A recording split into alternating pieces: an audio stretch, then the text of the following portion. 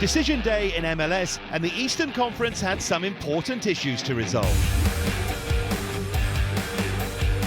Wagner, Santos! Goal!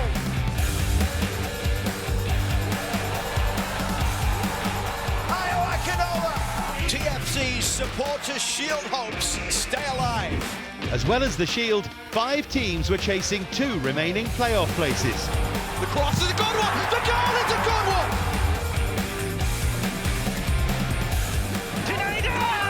It's 2 for Chicago Fire! Bojan has it. Bojan from long distance. Tweedy, a huge boost in their hopes of making the playoffs. Plays it back for Rivas. Chance for DC, and they've won it. Would you believe it? The Philadelphia Union went into their decision day fixture against the New England Revolution, leading the Supporters Shield race on goal difference from Toronto FC, who knew they had to better the Union's result away at the New York Red Bulls. We start in Philadelphia with commentary from Matt Jackson and Phil Blacker. Sergio Santos here looking for Bedoya. Gets it back again. He had Jamiro in the middle. Comes back for Bedoya again. Oh, that's a penalty. And the referee took a look at that, hasn't given anything. That's a really poor challenge. So this ball ricochets back. Butner is rash. Oh, it's a poor challenge. That's one they get wrong, I think.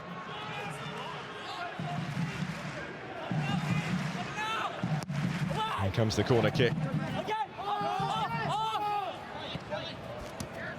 Get another go. Oh, yeah. Keeping it alive here, finds Glesnes to flash it back in. Back off the bar and in by Sergio Santos.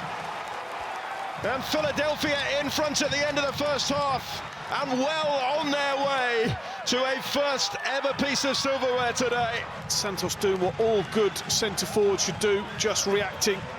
Bedoya with a little clever flick. No chance for the goalkeeper. He has to go for the first one. Santos with the simplest of tap-ins. Over at Red Bull Arena, Toronto were facing a New York Red Bulls team whose primary aim was to try to wrestle 6th place from the Revs and avoid the play-in round of the postseason. It was they who started the better, Tom Barlow forcing Toronto goalkeeper Quentin Westberg into a save midway through the first half. Within a minute, the Red Bulls' early persistence paid off as Barlow arrived at the far post to open the scoring.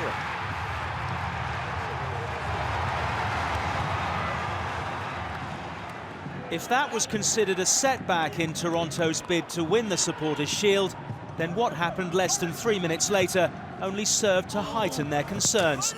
An unattended Brian White sneaking in to make it 2-0 to the Red Bulls.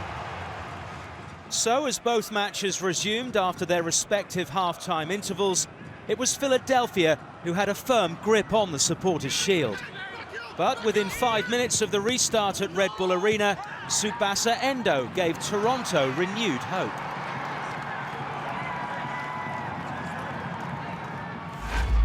This is another great opportunity. Whip that ball across the 6-yard box. And it goes. Glesnes, who met it, just about kept out by Turner. Reflex stop on the line. Required some assistance to get it away as well. Look at the height there. That's just a really good save.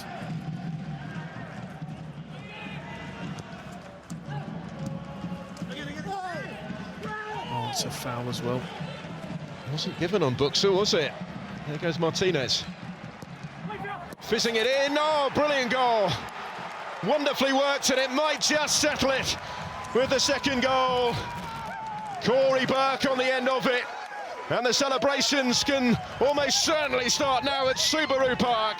I still think there's a foul in the build-up. Bruce Arena's going to be livid. Looked a clear foul, but what a great goal. Almost impossible to defend. Martinez with that fantastic delivery. Any sort of contact pretty much going to get the job done. Delight for Jim Curtin, and deservedly so as well. Toronto's time may have been up, but the Red Bulls had done enough to secure themselves a 6th place finish and a passage to the first round of the playoffs. As for the party, that was getting started 100 miles along the East Coast. Well, they've waited 11 seasons for this, a few more seconds to go. And there it is. So often the nearly men, today they take centre stage. The Union have beaten the Revs by 2-0. They win the Supporters' Shield. The Supporters' Shield belongs to the Philadelphia Union. They are top of the lot in the regular season in 2020. This victory, this Supporters' Shield, our first trophy, epitomizes what the Supporters' Shield is. Without the fan base, we wouldn't even have a team here. And me being here 9 years, I know the history, and I just want to thank the fans.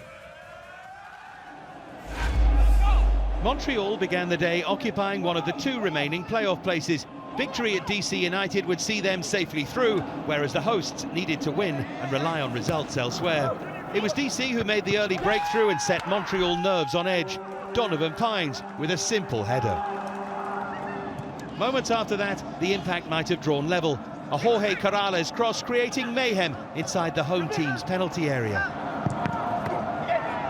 Samuel Piette and Anthony Jackson Hamel denied before Victor Wanyama blazed over.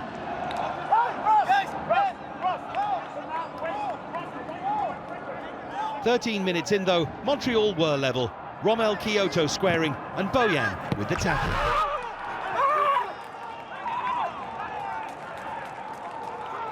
Kyoto himself might have moved the impact in front just after the half hour. A turn and shot, but just wide of the target. So Thierry Henry's team were dominant, were more threatening, but went behind. And it was so simple, Ola Kamara's header from a well-directed corner. The crazy ebb and flow continued into first half, added on time. Kyoto again, his header bouncing off the top of the crossbar. The second half was strangely quiet until it exploded 16 minutes from time. Wanyama with the powerful header that put Montreal level.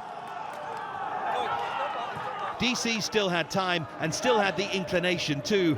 Substitutes Jordi Reyna and Paul Arriola combining, and Arriola curving his shot just over. A goal for DC would have changed everything, but as they pushed more and more desperately, they left themselves exposed. Mason Toye with a pinpoint pass for Kyoto to finish and put the impact where they wanted to be.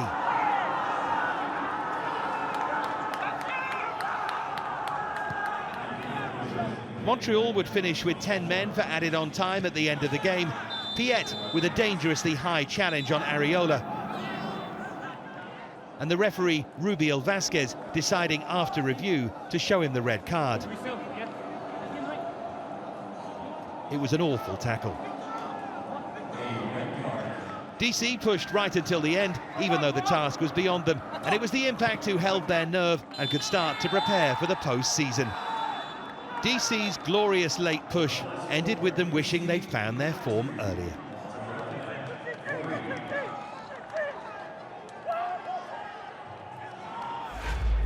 The Chicago Fire began decision day just behind Montreal in 10th place and knew a win would be enough to extend their season. Przemysław Frankowski's deflected fifth-minute goal looked to have given them the perfect start at home to New York City FC, only for an offside against Georgi Mihailovic to rule it out. NYCFC, who still had the chance to finish in the top four and clinch a home tie in the first round, responded by taking an early lead themselves through Alexander Collins.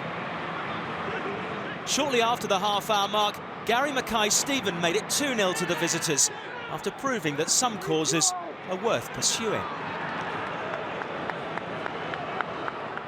In what was an eventful first half, Chicago's fading playoff hopes were rekindled when Robert Beric was left unmarked to reduce the deficit. But 4 minutes later, their emotions swung back the other way when Jesus Medina delivered another blow with a sumptuous finish. 3-1 NYCFC. Chicago's resolve was commendable. They struck back again before half-time to remain within touching distance. Frankowski finally getting on the scoresheet. If NYCFC thought they could at least preserve an advantage going into the break, they were very much mistaken.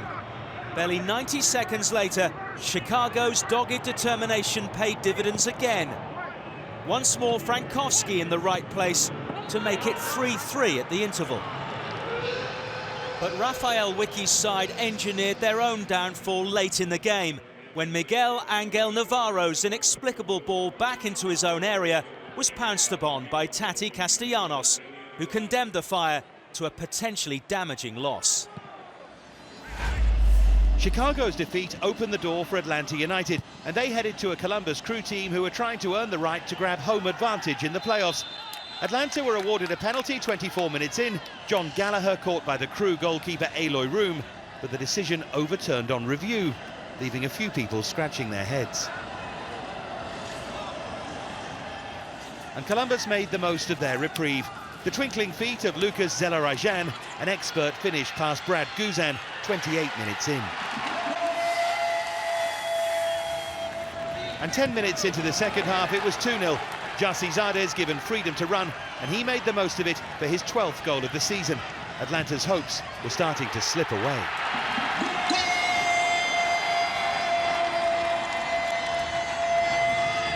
The visitors, though, did earn a penalty that stood moments later. No argument this time as Jurgen Damm was tripped by Milton Valenzuela.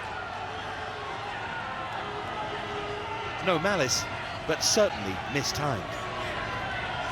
For the second week in a row, Marcelino Moreno had the chance from the spot, and once again he took it. Just a glimmer of hope for the Five Stripes. Atlanta's frustration grew, though, as they pushed for an equaliser, and things boiled over in the final minute of normal time when Franco Escobar was shown a second yellow card for dissent. And he proceeded to forget where he was and lost control.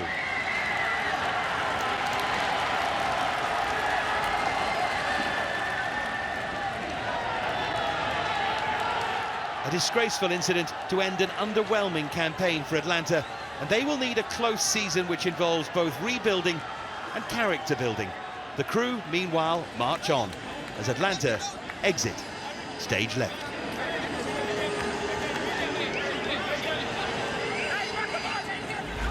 With others faltering, could it possibly be 12th placed Inter Miami, taking the last playoff spot? They certainly went for it at home to FC Cincinnati. Mikey Ambrose's impressive 19th minute opener was no more than Inter Miami deserved after a dominant opening to the game. Ambrose's first ever MLS goal was followed by a second for the home side less than 5 minutes later. Another defender, Leandro Gonzalez Perez, raising hopes amongst the Miami faithful that the playoffs were an achievable goal. Their excitement was tempered midway through the second half when Cincinnati cut their lead. Florida-born Joseph Claude Zhao, like Ambrose, scoring a memorable first goal in Major League Soccer. Knowing their passage to the playoffs could be blocked by another Cincinnati goal, Inter Miami's nerves began to show. Nick Hagland went close to an equaliser. The anxiety really kicked in when, in the 88th minute, the home team were reduced to 10 men.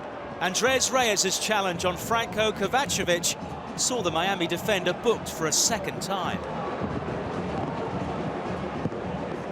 But in the torrential rain of Fort Lauderdale, Diego Alonso's side held out for a famous victory, which earned the expansion club a playoff place in their debut season.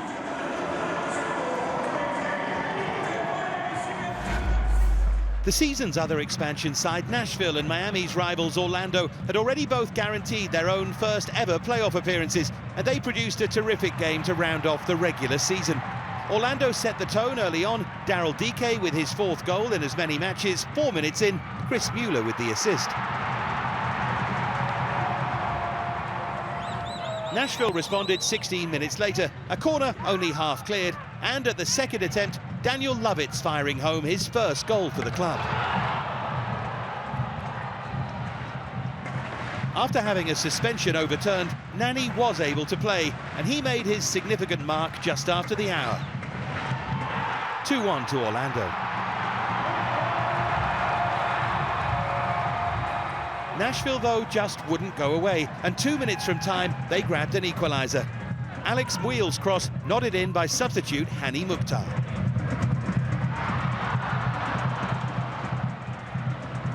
And there was even time for a Nashville winner. Jean de Cadiz powering a header past Brian Rowe for his second of the season to clinch a win in a wonderfully entertaining game.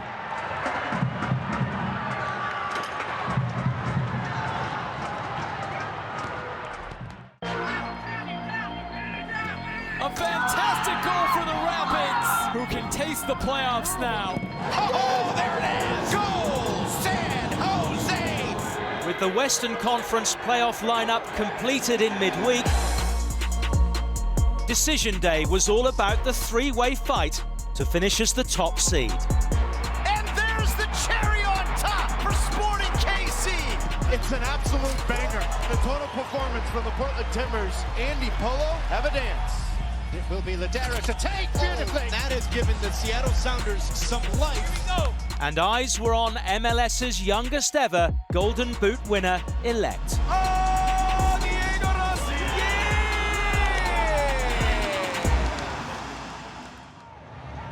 Second place Portland travelled to LAFC, where it was last season's Golden Boot winner Carlos Vela who rather upstaged his successor in waiting Diego Rossi when he gave the home side the lead 5 minutes in. Bob Bradley's team were looking to improve on their post-season seeding, while Portland could still finish on top of the Western Conference with a win and some help from elsewhere. The post denied Rossi his 15th goal of the campaign, while Christian Torres' follow-up drifted over. If anything, it was Vela who was more in the mood as he passed on the torch to Rossi. He came close to following up his goal with another, kissing the top of the crossbar.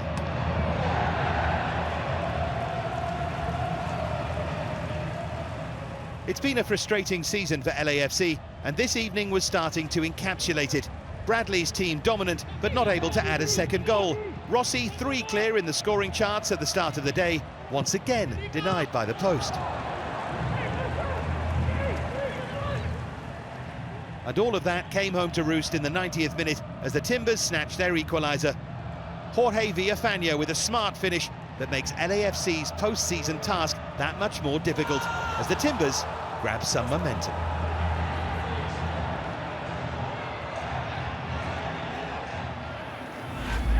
Seattle could therefore move above their bitter rivals Portland with a win at home to San Jose, as they too were aiming to top the Western Conference.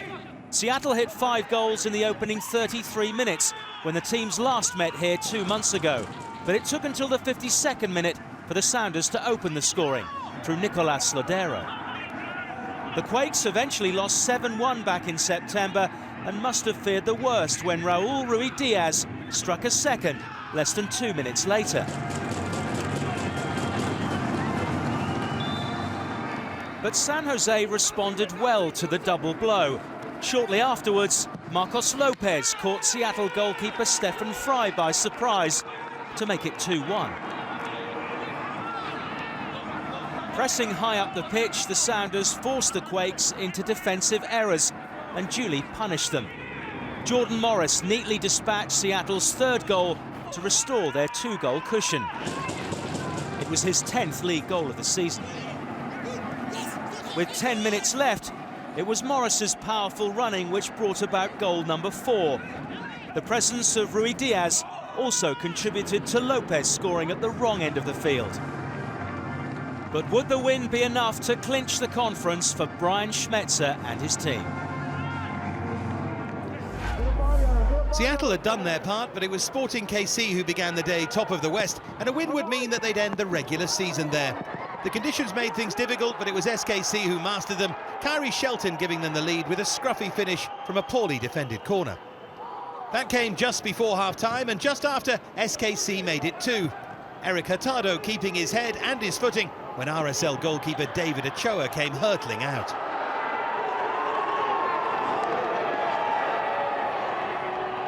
There was time for the home team to salute the retiring Neda Manua, who pulled down the curtain on a long career, the final 3 years of which he spent in MLS. And time too for SKC to come close to a third. Johnny Russell with the darting run and Gianluca Busio hitting the post. More than enough though for SKC, who are looking strong. RSL's planning for next year starts here. With both Minnesota and FC Dallas safely through to the postseason, the winner here would secure home advantage in round one of the playoffs. Minnesota hit the ground running and Kevin Molino rewarded them for their early dominance in the 17th minute.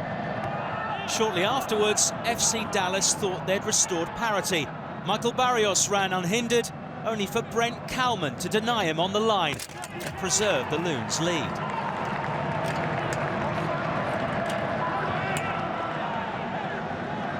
Towards the end of the first half, Minnesota survived another scare when Thiago Santos struck the same crossbar. Another opportunity missed by Luchi Gonzalez's side. They would ultimately come to rue them. A minute into the second half, Emmanuel Reynoso steered in Minnesota's second for his first goal in MLS. Like iron filings to a magnet, the ball was once again drawn to the frame of the Minnesota goal. Ryan Hollingshead, the latest Dallas player to hit the woodwork.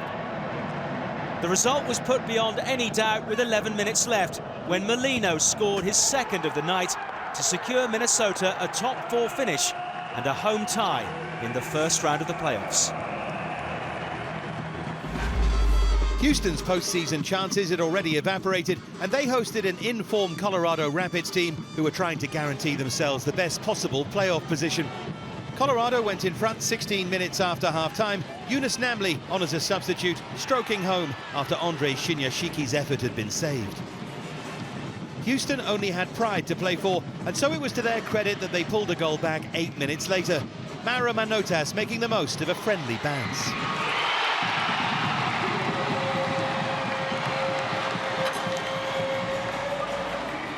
The Dynamo might even have won it late on.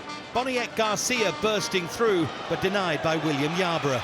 It would prove to be a crucial save.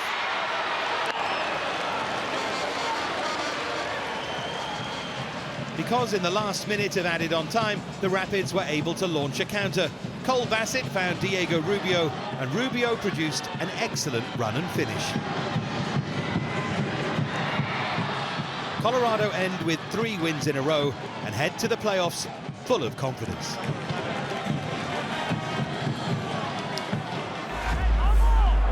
Two-hour final game between two clubs already out of playoff contention and with an eye on next season.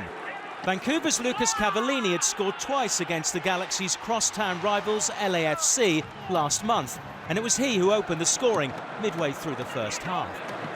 Shortly before the interval, the visitors suffered another setback. Initially, Galaxy defender Julian Araujo was cautioned for a foul on Christian Gutierrez. However, after a video review, referee Joseph Dickerson handed down a stiffer punishment, leaving Dominic Kinnear's team with 10 men. The LA Galaxy had hardly had time to adjust to the change when Freddie Montero touched home Ali Adnan's cross to make it 2-0 to Vancouver.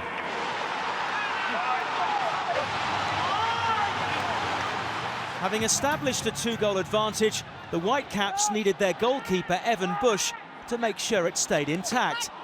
His fingertips diverting Sasha Kleshchen's shot onto the crossbar. In added time, a weary-looking Galaxy opened up at the back to allow Montero to score his second of the night. The 12th defeat of a miserable season for the Galaxy. The final standing in the West End as Sporting KC hold on to top spot ahead of Seattle, Portland and Minnesota, who leapfrog Dallas into the top 4. Colorado, LAFC and San Jose complete the postseason qualifiers. Houston finish rock bottom. In the East, confirmation that the Philadelphia Union pipped Toronto to the Supporters' Shield. Montreal and Inter Miami clinch the last 2 playoff spots, with Chicago narrowly missing out.